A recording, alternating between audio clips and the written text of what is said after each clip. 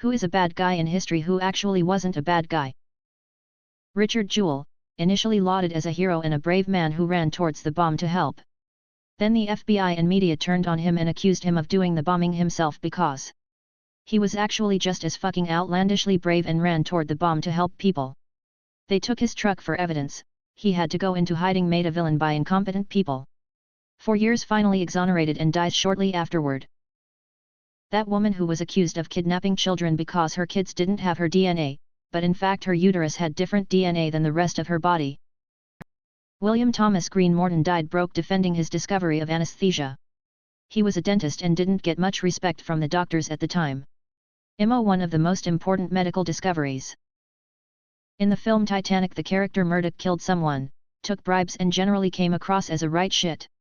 He was a real-life person who was actually a hero and saved many lives. His living relatives were so disgusted that the VP of Fox traveled to Dalbeattie to personally apologize and presented a $5,000 donation to Dalbeattie High School to boost the school's William Murdoch Memorial Prize. Deleted. Richard Jewell, security guard at the Atlanta Olympic who was blamed for the bombing. In Braveheart, William Wallace gets betrayed by Robert the Bruce, which never happened. He was loyal to the end. Captain Hazelwood of the Exxon Valdez. He is often pictured on the helm of the Exxon swaying drunkenly, going full throttle into the reef, talking like a pirate. What actually happened? Valdez's critical navigation equipment was out of commission, faxes sent to Exxon and Exxon told them to sail instead. Coast Guard budget cuts removed vessel tracking in the area. Green and tired crew was on duty. Request was made to relieve crew. It was denied. XO, who was on con at the time, was inexperienced on the passage and neither requested pilotage. While Hazelwood did drink that day, he was not in command of the con at the time and was in his quarters resting. Hazelwood made a comment that he needed a drink because of how upset he was over the situation. Exxon's PR paid off the media to blame Hazelwood. However, Hazelwood was charged with only one charge, which was for pollution. He proved he was not a drunkard and retained his captain's license, even getting offers to sail again, which he turned down. The real villains are mass media, false news, and comedians, but Exxon's PRS spending power to keep the blame off them. Hazelwood passed away last year after the end of the spill. Random fact: the Valdez sailed until 2008 under different name Oriental Nicety. A dingo really ate her baby. Removed.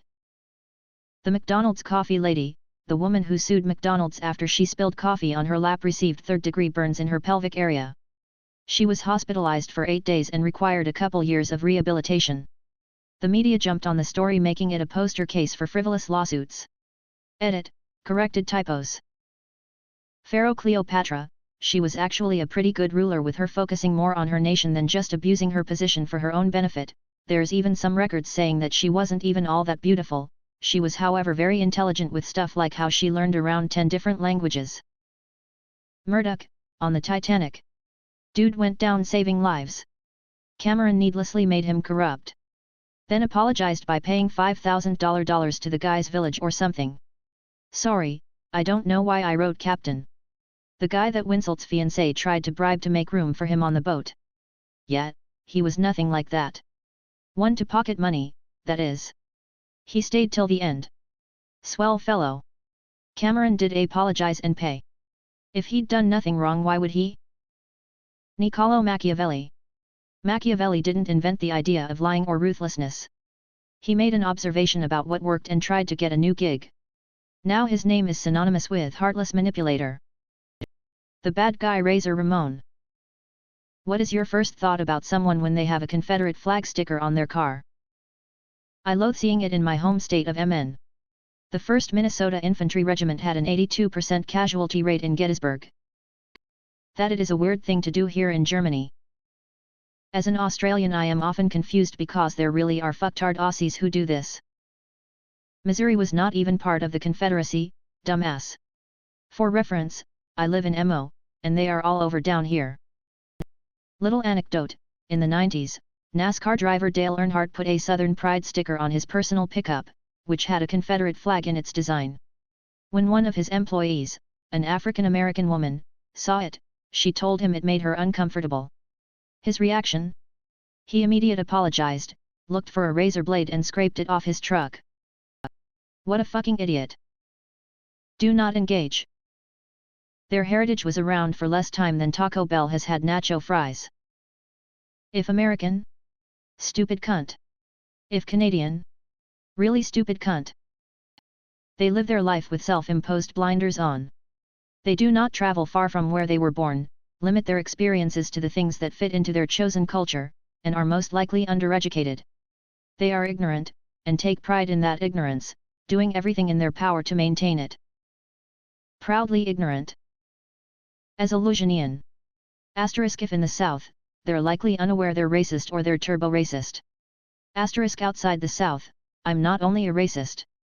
I'm also an absolute fucking moron.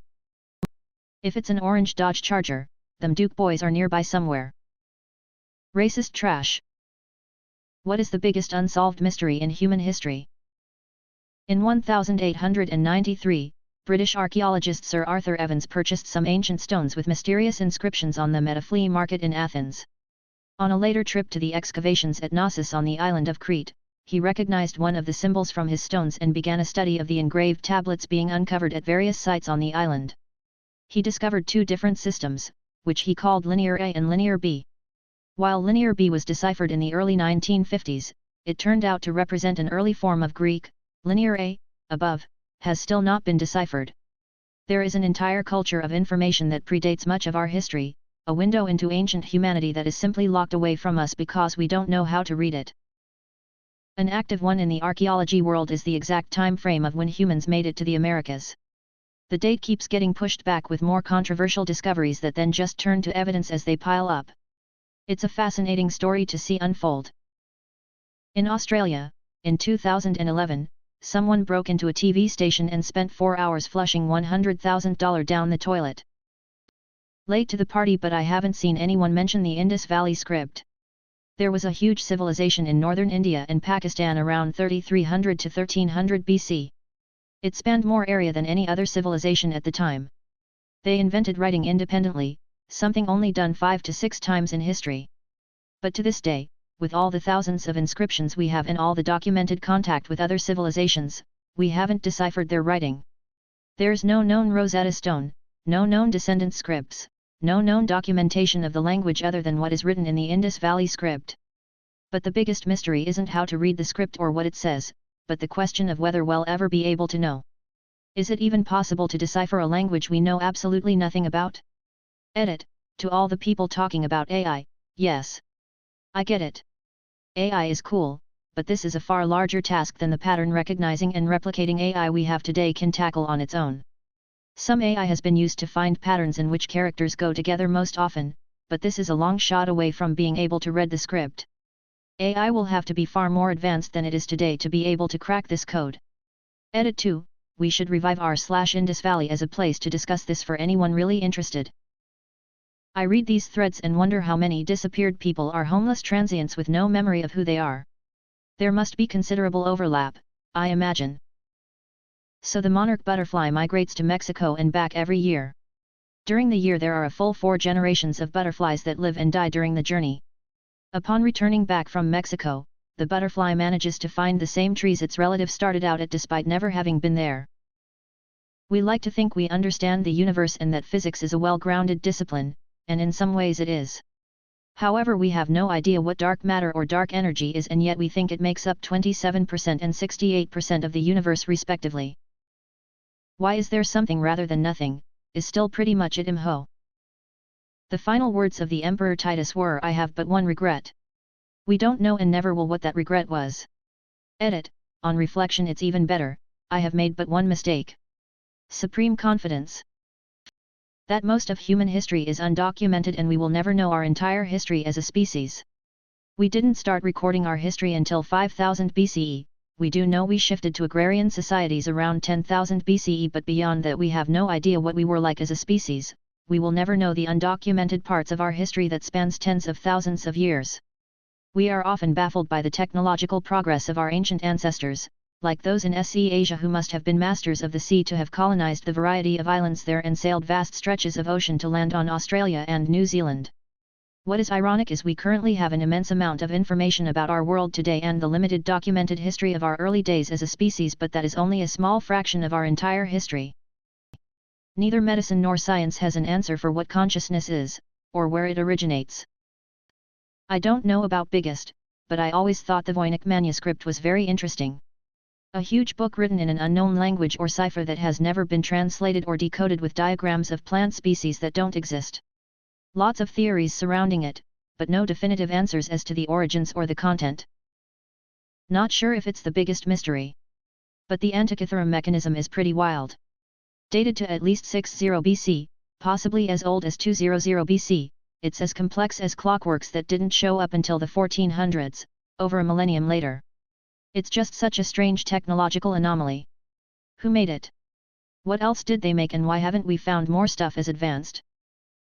Between 1200 and 1150 BCE, most of the civilizations in the eastern Mediterranean region were either greatly depleted or collapsed entirely, bringing an abrupt end to the Bronze Age.